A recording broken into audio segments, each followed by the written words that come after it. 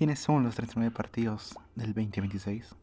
Ha finalizado el proceso de inscripción para las elecciones del 2026 y hay 39 partidos inscritos, una cantidad nunca antes vista. La mayoría de esos partidos pretenden hacerse del poder presentando rostros ya conocidos de la política peruana, aquellos eternos candidatos, pero también han aparecido outsiders, personajes que prometen hacer una transformación radical del sistema tal y como lo conocemos. Pero lo cierto es que más allá de los bandos ideológicos que estos partidos comparten, todos ellos poseen algo en común: vínculos con organizaciones criminales, un sinfín de denuncias y por supuesto nexos con viejas estructuras del poder. A continuación, pondremos bajo la lupa a cada uno de los partidos que se disputarán el control del país en las siguientes elecciones. No solo hablaremos de los candidatos presidenciales, no, sino también de sus vicepresidentes. La experiencia de los últimos años nos ha demostrado que existe una gran posibilidad de que hasta ellos ocupen el cargo, así que mejor conocerlos desde ahora. Empecemos con el APRA, un partido moribundo que da sus últimos pasos y se rehúsa a perecer. Nació hace casi un siglo de la mano de Aya de la Torre, bajo el lema Pan con Libertad. Pero con el tiempo, el pan se acabó y la libertad también. Hoy es solo un cascarón vacío con escándalos de corrupción por doquier, sospechas de favores políticos con empresas brasileñas y el narcotráfico, además de un líder cuyo legado oscuro ahora recae más que nunca en el partido. Ideológicamente el APRA se define como un partido de centro-izquierda, enfocada en la clase trabajadora, pero bajo la praxis esa imagen quedó diluida por denuncias y conflictos internos. Promete retomar el crecimiento económico mediante inversión pública, reforzar programas sociales, elevar salarios mínimos, luchar contra la corrupción. Pero sin ir más lejos, en el año 2006, durante la campaña presidencial de Alan García, el APRA declaró haber recibido 5.8 millones de soles por concepto de aportes, de los cuales un 40% provenían de aportes voluntarios al menudeo, es decir, de sumas entre 1 a 20 soles. El APRA recibió durante 6 días consecutivos un promedio de 50.000 donantes por día. Una cifra bastante impresionante, no está inverosímil. Además de que muchos de estos aportes provenían de sentenciados por tráfico de drogas, cuyas penas a posteriori serían reducidas por Alan. Y por supuesto, no podemos olvidarnos de los $200.000 que Odebrecht aportó a la campaña de Alan García, dinero depositado a través de la Caja 2 de Odebrecht. Caja cuyos fondos eran usados por la empresa brasileña para el pago de soborno. También podríamos hablar sobre las adjudicaciones de obras públicas en beneficio de Odebrecht, el desastre económico de los 80 o el archivamiento de las 28 carpetas investigatorias contra el gobierno aprista. Pero el tiempo apremia. Recientemente el APRA ha presentado a 15 precandidatos que competirán en sus elecciones internas, y el que encabeza la lista es Jorge del Castillo. Ese nombre resuena ciertamente. Del Castillo está vinculado en investigaciones como Lavajato, por presuntamente haber recibido $200.000 de Odebrecht, y por ser parte de una organización criminal, además de que cuando fue congresista se le abrió una investigación por el pago irregular de haberes a su ex asesora, que se encontraba estudiando en España. También mantiene un absoluto respaldo a la cuestionada fiscal Patricia Benavides, tanto así que fungió como su abogado. La revisión del APRA terminaba aquí, pero recientemente Jorge del Castillo hizo algunas declaraciones contra el precandidato presidencial Carlos Álvarez. Bueno, respondiendo a sus propias preguntas, señor del Castillo, ¿en qué te graduaste? Pues veamos, derecho, bien. ¿Dónde trabajaste? En el Estado casi toda tu vida, como regidor, diputado, congresista, alcalde, primer ministro. Y en todos esos cargos siempre rodeado de denuncias, favores y demás escándalos. ¿Qué gestiones públicas o privadas has realizado? Bueno, he realizado muchas gestiones públicas, aunque por supuesto ninguna recordada por sus logros. ¿Y cuál ha sido el éxito más importante de tu vida? Ser la mano derecha de Alan García. Bueno, en realidad, más como el dedo gordo del pie izquierdo, ese de allí que siempre está presente, pero nadie sabe muy bien para qué servía. Bueno, ya me cansé de hablar de este partido muerto, sigamos con Fuerza Popular. Quizás el partido más polémico de todo este vídeo. ¿Qué podemos decir que no sepamos ya? Nació sobre los restos del pokemorismo de los 90, con un apellido que cala más que todo su plan de gobierno.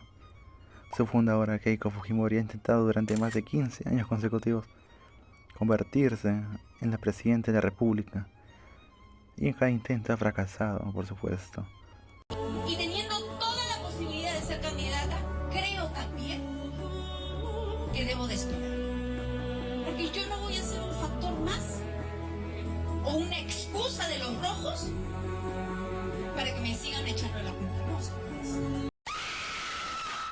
El partido se autodefine como de centro derecha, defensor del orden y de la mano firme frente al crimen, aunque en la práctica no ha operado más que como un peón político de empresas cuestionadas, haciendo un símil en la república aristocrática del siglo pasado, donde las leyes se manejaban y moldeaban por y para un selecto grupo de poder.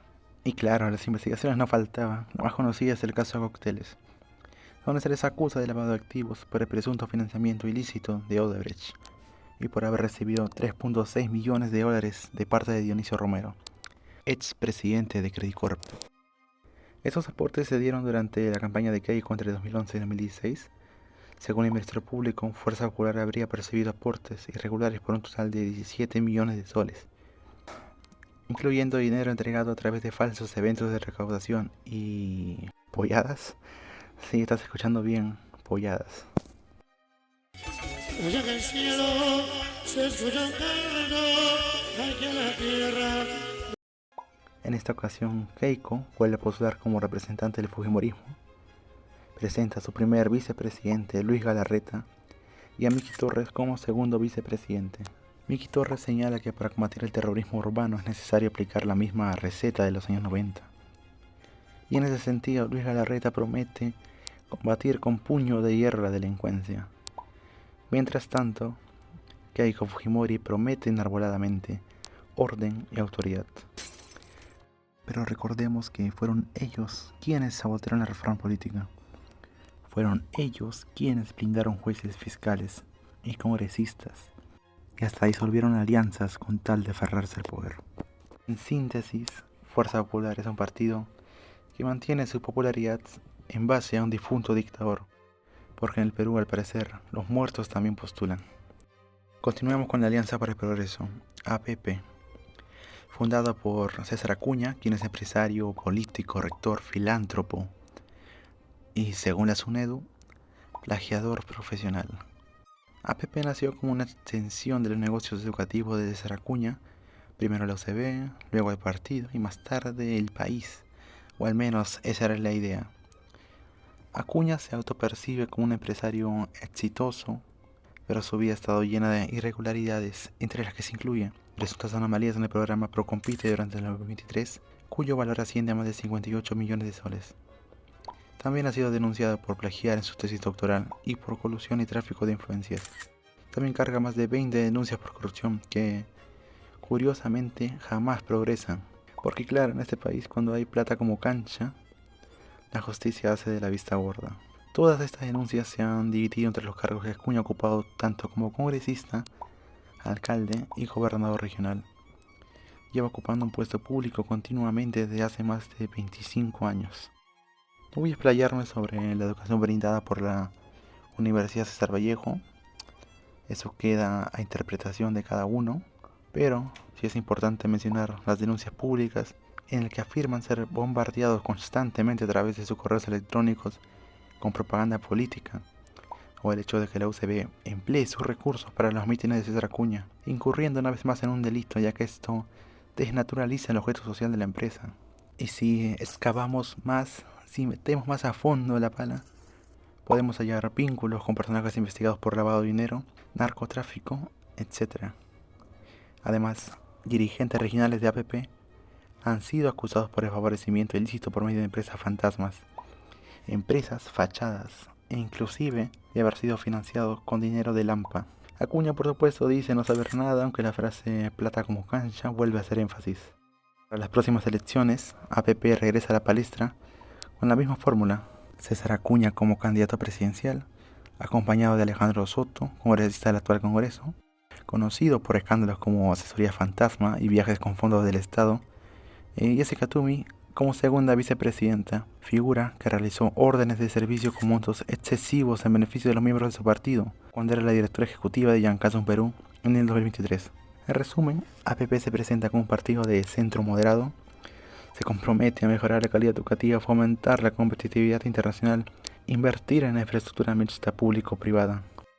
Pero en la práctica, son parte de la misma mafia política enquistada en todos los poderes del Estado. Son revistas acérrimos. Un día pueden estar con la derecha, otro día con la izquierda. No siguen otra doctrina más que la del oportunismo. Aunque a Acuña no parece interesarle ganar las elecciones, ya que si no gana las urnas, ganará con las obras. En fin, otro partido al que no le deberíamos entregar ningún voto. Sigamos con Frente de la Esperanza. Un partido que para muchos es desconocido. Nos estamos refiriendo al partido liderado por Fernando Olivera. Para muchos de los que están viendo este vídeo quizás ese nombre les resulte esquivo, pero si consultan a sus padres seguro que recordarán a Poppy Olivera. Hablamos de ese personaje que un día vociferaba y vociferaba a combatir la corrupción y al día siguiente mandaba cartas falsificadas al Vaticano. El autodenominado enemigo número 1 de Alan García lleva participando activamente en la política peruana desde 1985. Su carrera ha sido un carrusel de gritos, escándalos de corrupción y peleas mediáticas. Bueno, empecemos por su mayor joyita. En el año 2005, cuando era ministro de Justicia de Alejandro Toledo, confesó públicamente haber intercedido en la Contraloría para que se le apruebe el contrato a Odebrecht, la construcción de la carretera interoceánica. Pese a esta confesión, jamás se le abrió una investigación fiscal ni ningún proceso judicial. Y el 4 de agosto, cuando se iba a firmar el contrato a las 12:30 del día, a las 10 de la mañana, el Contralor mandó otro oficio diciendo que no se podía porque los contratistas tenían juicios abiertos con el Estado. Y de nuevo, ¿quién estaba allí para contribuir a resolver el problema? ¿Quién? Con toda modestia, Fernando Olivera. Creo que el señor Olivera nos va a tener que explicar un poco cómo es que logró convencer al señor Matute de darle pase a la interoceánica y de permitir la contratación de Odebrecht. También es recordado por acusar a Toledo de drogadicto, para que meses más tarde se subyugara a Toledo y se convirtiese en su ministro. Aunque también es justo reconocerle que él fue uno de los que reveló los famosos Vladivideos, empleando desde entonces ese suceso como parte de su campaña, atribuyéndose a ser una especie de adalid de la moral, un ente mesiánico, el salvador moral de la nación y único candidato limpio según él. Frente a la Esperanza se describe como del centro humanista, promete una lucha frontal contra la corrupción, la reforma del sistema judicial y político, proclaman defender la honestidad, la moral pública y se presentan como la única alternativa ética frente a toda la casta corrupta. Sin embargo, queda a tu disposición determinar si la exposición de los Vladivideos justifica o no los actos de Poppy Olivera. Para estas nuevas elecciones, el partido de Poppy vuelve renovado. Frente de la Esperanza presenta como su candidato presidencial a Poppy Olivera, acompañado de Elizabeth León como primera vicepresidenta y Carlos Cuaresma como segundo vicepresidente. Respecto a Elizabeth León, lo único grave entre muchas comillas es el hecho de que periódicamente propaga noticias falsas y haya contratado como su asesora a su empleada doméstica.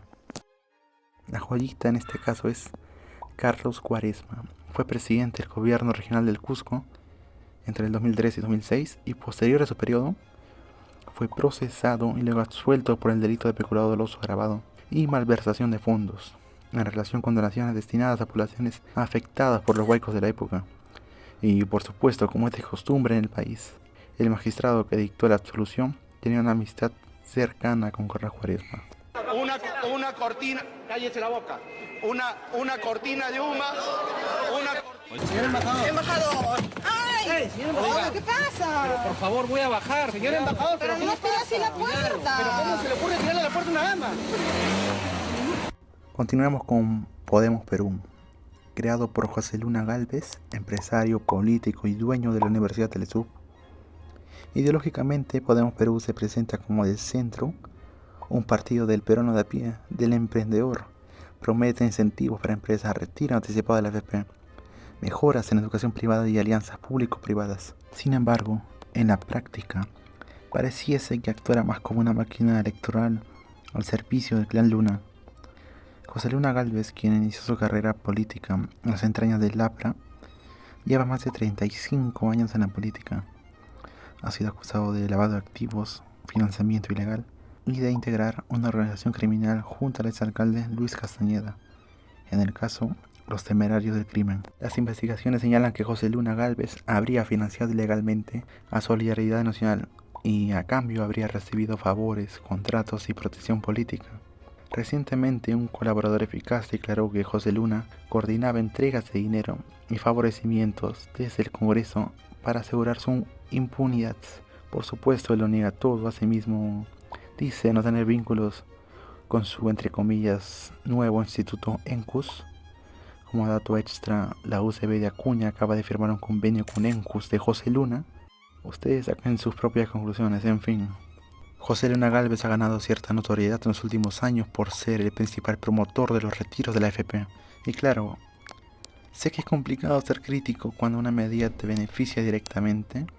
Yo estoy de acuerdo con que las personas elijan qué hacer con sus aportes, pero ¿te has preguntado qué vas a hacer cuando te jubiles y tu cuenta esté en cero? Es ahí cuando el Estado intervendrá para ayudarte, con pensiones mínimas que ellos mismos definirán. Y cuando seas esclavo de esas migajas mensuales comprenderás el verdadero costo del populismo. Sobre todo, cuando estas reformas provienen de políticos tan cuestionados como el Clan Luna. Para estas elecciones, Podemos Perú vuelve la carga con su líder José Luna Gálvez como candidato presidencial, acompañado de Cecilia García como primera vicepresidenta y, para sorpresa de nadie, Raúl Noblecilla como segundo vicepresidente. Sobre Jacqueline Cecilia García tenemos algunos datos curiosos.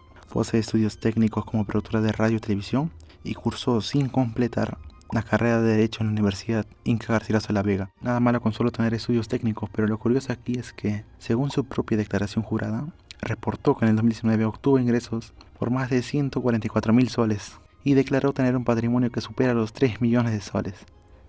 Y desde luego, dice ser del pueblo y una férrea opositora del capitalismo y la corrupción, aunque sus acciones no parecen ir acorde a lo que profesa. Además de que en su anterior número de DNI registra una denuncia por agresión. La denuncia se la hizo un ciudadano de nombre David Berrocal por desfigurarle el rostro. El hombre se encontraba haciendo una instalación cercana a la vivienda de la congresista, hecho por el cual ella le reclamó. Según Berrocal, la congresista soltó a su perro y le mordió en las piernas. Y cuando él trató de defenderse, Cecilia García saltó y le arañó el rostro. En cuanto al segundo vicepresidente, Raúl Noblecilla, abogado defensor de figuras polémicas, fue el abogado de Betsy Chávez y ha sido suspendido por 2 meses por presentar un certificado médico falso para justificar la ausencia de esta.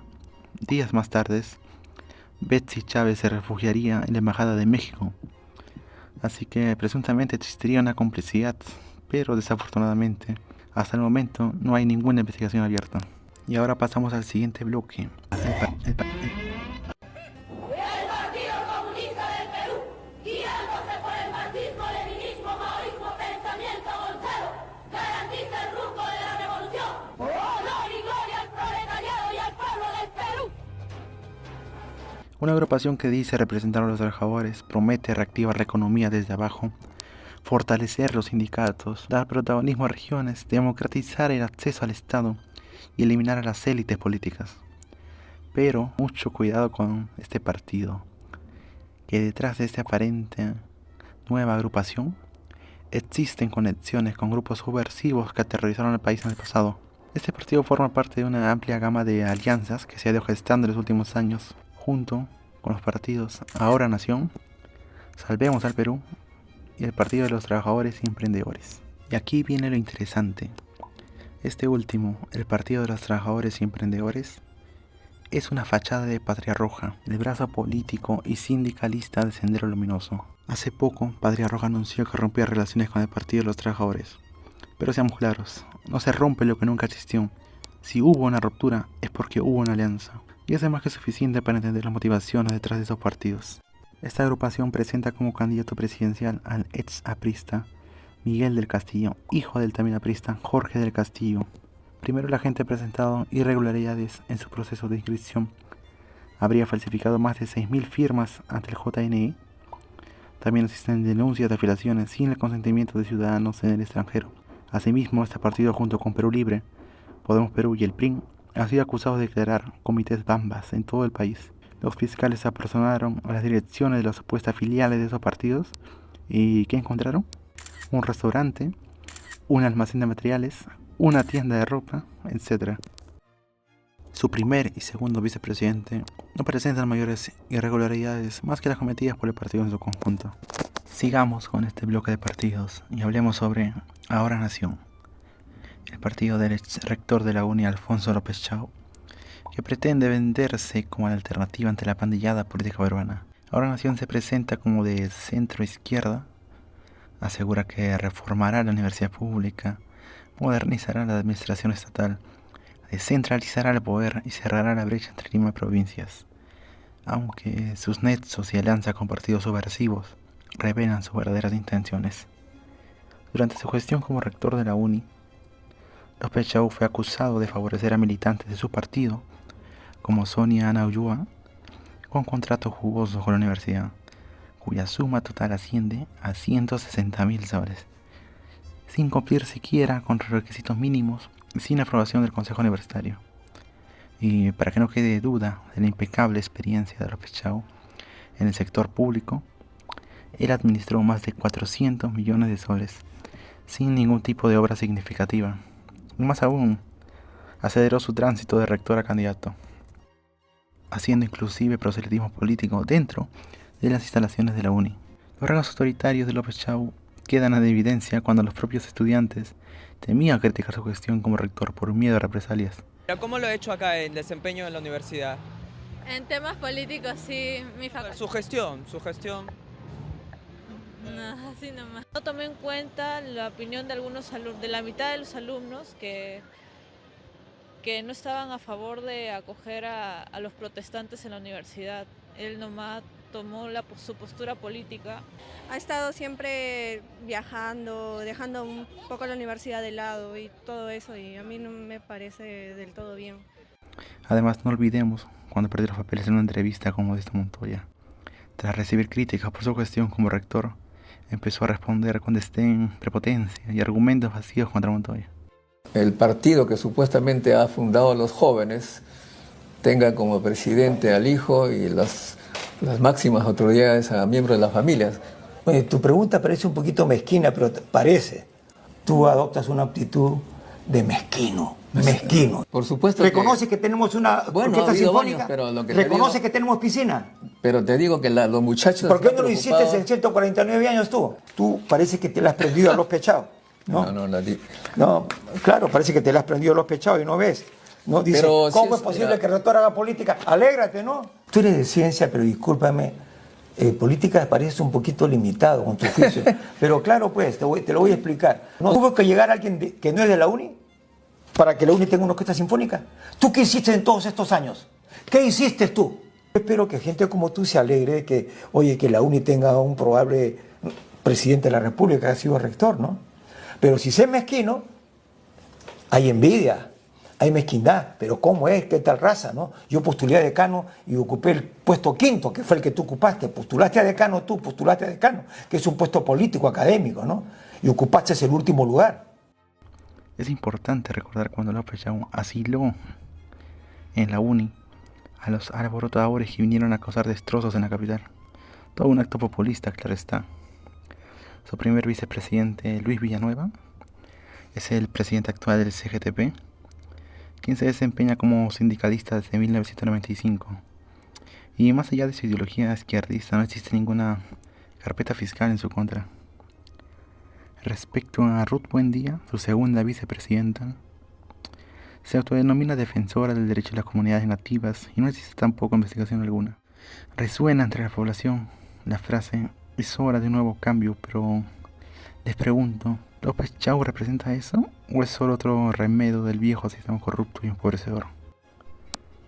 Sigamos con Renovación Popular. El partido de Rafael López Aliaga, Porky, el ex alcalde de Lima, que prometía y prometía, que vociferaba entre el pueblo, Lima potencia mundial, pero solo dejó promesas y más promesas incumplidas. Porky renunció a la alcaldía dejando obras inconclusas, juicios perdidos y trenes que nunca operaron. Por ejemplo, su famosa playa artificial que tanto mencionaba durante su campaña terminó siendo solo una piscina con arena y costó, por supuesto, millones y millones a la municipalidad. Además de que posteriormente sería declarado no saludable, Pero no solo eso, ¿no? Tras una revisión de su gestión, se han hallado cosas interesantes. Por ejemplo, una investigación por lavado de activos relacionado con Panama Papers. Según la tesis fiscal, Aliaga habría sido el líder de una organización criminal durante el año 2010 y 2018. Organización que realizaba operaciones para justificar ingresos no sustentados. Es importante también mencionar el endeudamiento que ha dejado Porky la Municipalidad de Lima. Esa deuda supera los 3.500 millones de soles. Esto a causa de la deliberada emisión de bonos. O hablemos también sobre su obstinada posición de no presentarse a declarar sobre la muerte de José Emilio Castro, el aspirante a colaborador eficaz en el caso de Susana Villarán. Renovación Popular se define como un partido de derecha conservadora, defensor de los valores cristianos y del orden moral, plantea políticas de mano firme contra la criminalidad, recortes en el gasto público, incentivos al capital privado, pero su práctica política parece encaminarse en una vía alterna, mezclada entre el clientelismo, populismo y el derroche de las arcas del Estado. Para estas nuevas elecciones, López Aliaga intenta hacerse del poder una vez más, pero en esta ocasión va acompañado por Norma Yarrow como primera vicepresidenta y John Ramos Malpica como segundo vicepresidente. Norma Yarrow, ex congresista y ex miembro de Solidaridad Nacional, aparece periódicamente en los medios de comunicación exigiendo informes sobre irregularidades en instituciones del Estado, pero hasta allá la cosa nunca avanza a fondo, agarra pero no aprieta nunca. Respecto a John Ramos, ingeniero de Ayacucho, mediante el cual Aliaga busca acercarse al sur que tanto criticó antes, John Ramos por su parte está exento de escándalos, o al menos lo que se sabe por ahora. Cabe recalcar que fue candidato del Partido Popular Cristiano a teniente alcalde en el 2018 por la provincia de Huanta. Sigamos con el partido Sí Creo de Carlos Spa. Se presenta como el outsider de esas elecciones, periodista, abogado y ahora político. Spa dice que de llegar a la presidencia secará el pozo de la corrupción. En entrevistas recientes ha calificado a nuestra democracia como boba, negligente, indolente e insensible. Spa es recordado por su riña que tuvo con el sentenciado Alejandro Toledo. Esa pelea le sirvió para posicionarse como crítico del poder. Basta ya de manchar las honras. Vamos a las verdades. Presidente, vamos a hacer una conversación. Esto no es un monólogo. Que usted acaba de hacer. Lamentablemente esto no es un monólogo. Y no se lo permito. Bueno, ese es su punto de vista. Es usted un cobarde. Este video ha sido presentado como un aporte periodístico en el contexto de una investigación. Y en ese sentido, nosotros presentamos un video que habla por sí solo.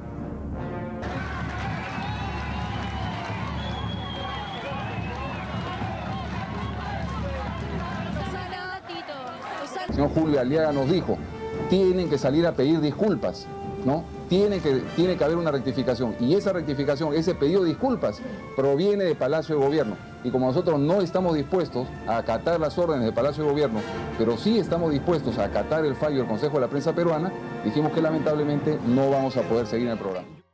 Carlos Spa se vende como un candidato disruptivo, pero también es cierto que su entorno no está tan alejado de la política. Uno de los fundadores del partido Sí Creo, en específico su hermano Fernando Spa Garces, gerente de la minera Improject, es señalado por Jaime Yoshiyama como uno de los aportantes de la campaña de Keiko Fujimori.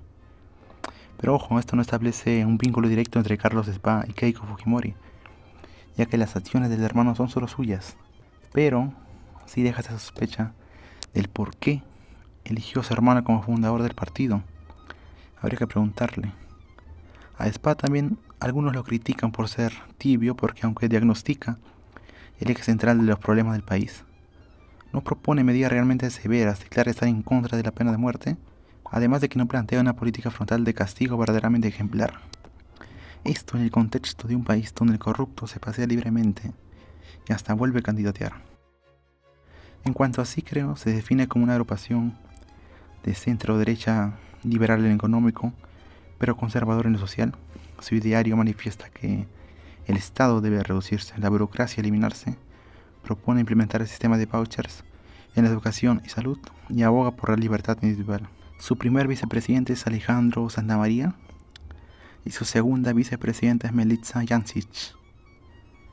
Santamaría fue un congresista del Partido Aprista durante 1995, luego cruzó a la centro-izquierda con Unión por el Perú y más tarde al partido Todos por el Perú. Este último tiene como fundadores a un sector elitista del país y cuyo fundador fue el principal patrocinador de Julio Guzmán.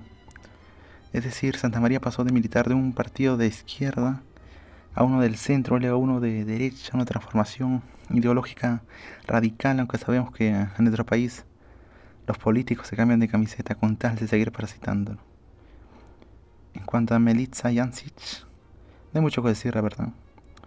Es licenciada en Administración de Empresas, 12 años de experiencia en gestión de proyectos educativos y aparece en las UNATS como apoderada de la empresa Edificio Aliaga Business Center y gerente general del Instituto Peruano de Fomento Educativo. Bueno, eso sería todo. La verdad es que creí que hacer este video me tomaría poco tiempo, pero tardé días investigando y editando, así que por favor dejen su like, suscríbanse y compartan para la parte 2. Bye bye.